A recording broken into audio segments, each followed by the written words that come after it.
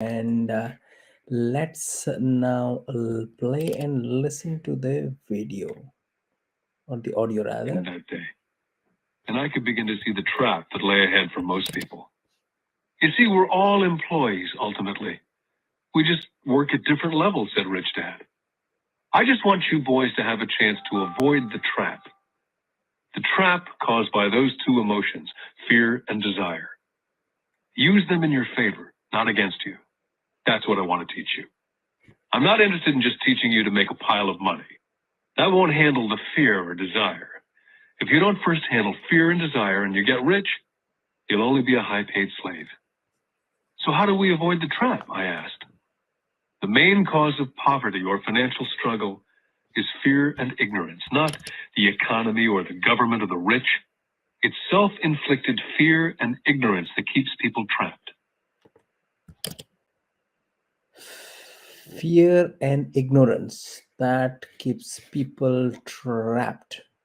So that's quite profound for me. So let's understand it then. So you boys go to school and get your college degrees. I'll teach you how to stay out of the trap.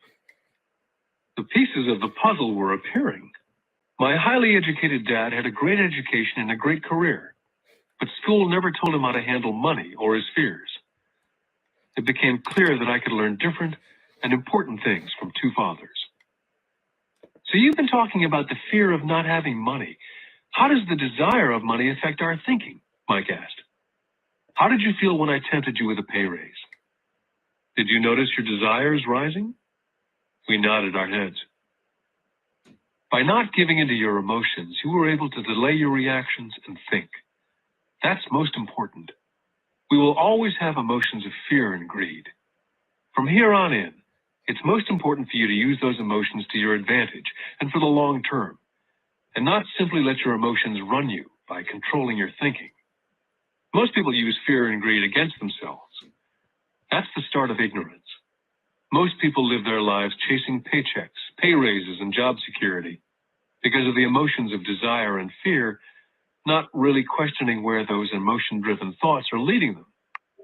It's just like the picture of a donkey dragging a cart with its owner dangling a carrot just in front of the donkey's nose. The donkey's owner may be going where he wants to go, but the donkey is chasing an illusion. Tomorrow there will only be another carrot for the donkey. You mean the moment I began to picture a new baseball glove, candy, or toys that's like a carrot to a donkey, Mike asked? Yeah. And as you get older, your toys get more expensive. New car, boat, and a big house to impress your friends, said Rich Dad with a smile. Fear pushes you out the door, and desire calls to you, enticing you toward the rocks. That's the trap. So what's the answer? Mike asked. What intensifies fear and desire is ignorance. That's why rich people with lots of money often have more fear the richer they get. Money is the carrot, the illusion. Rich Dad went on to explain that a human's life is a struggle between ignorance and illumination. He explained that once a person stops searching for information and knowledge of oneself, ignorance sets in. That struggle is a moment-to-moment decision to learn to open or close one's mind. Look, school is very, very important. You go to school to learn a skill or a profession so as to be a contributing member of society. Every culture needs teachers, doctors, mechanics, artists, cooks, business people, police officers, firefighters, soldiers. Schools train them so our culture can thrive and flourish, said Rich Dad. Unfortunately for many people, school is the end, not the beginning. What does ignorance have to do with greed and fear, I asked. Now let's discuss about it. So I think we all would agree that in the school system, it never teaches us to be entrepreneurs. So that means the academic system is designed to create employees, not entrepreneur. But the most profound thing is about the fear and the desire. So it talks about not to be slave of these two qualities. Because it's ignorance about money that causes so much greed and so much fear, said Rich Dad. Let me give you some examples. A doctor wanting more money to better provide for his family raises his fees. By raising his fees, it makes healthcare more expensive for everyone. Now it hurts the poor people the most, so poor people have worse health than those with money. Because the doctors raise their rates, the attorneys raise their rates. Because the attorneys' rates have gone up, school teachers want to raise, which raises our taxes, and on and on and on. Soon there will be such a horrifying gap between the rich and the poor that chaos will break out and another great civilization will collapse. Great civilizations collapsed when the gap between the haves and the have-nots was too great. America is on the same course, proving once again that history repeats itself, because we do not learn from history. We only memorize historical dates and names, not the lesson. Aren't prices supposed to go up, I asked? Not in an educated society with a well-run government. Prices should actually come down. Of course, that's often only true in theory. Prices go up because of greed and fear caused by ignorance. If schools taught people about money, there would be more money and lower prices. But schools only focus on teaching people to work for money, not how to. That's quite good, isn't it? It talks about schools. What do they teach is how to work for money, okay, and not to learn how to make money work for you. So that's quite profound. And it talks about that is the reason why the prices keep rising. So that's interesting. Harness money's power. But don't we have business schools, Mike asked? Aren't you encouraging me to go to business school for my master's degree? Yes, said Rich Dad. But all too often business schools train employees who are sophisticated bean counters. Heaven forbid a bean counter takes over a business. All they do is look at the numbers, fire people, and kill the business. I know because I hire bean counters. All they think about is cutting costs and raising prices, which causes more problems. Bean counting is important. I wish more people knew it, but it too is not the whole picture, added Rich Dad angrily. So is there an answer? Asked Mike. Yes, said Rich Dad. Learn to use your emotions to think, not think with your emotions. When you boys learn to use your emotion to think. That's quite profound. And not think emotionally. Mastered your emotions first by agreeing to work for free, I knew there was hope. When you again resisted your emotions when I tempted you with more money, you were again learning to think in spite of being emotionally charged. That's the first step. Can you tell the difference between emotions thinking and the head thinking? Mike asked. Oh, yes, I hear it all the time, said Rich Dad. I hear things like, well, everyone has to work, or the rich are crooks, or I'll get another job. I deserve this raise. You can't push me around, or I like this job because it's secure.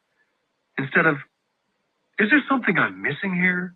Which breaks the emotional thought and gives you time to think clearly. I must admit, it was a great lesson to be getting, to know when someone was speaking out of emotions or out of clear thought.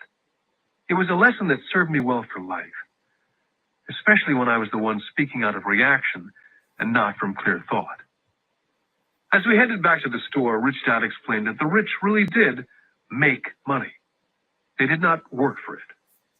He went on to explain that when Mike and I were casting 5-cent pieces out of lead, thinking we were making money, we were very close to thinking the way rich people think.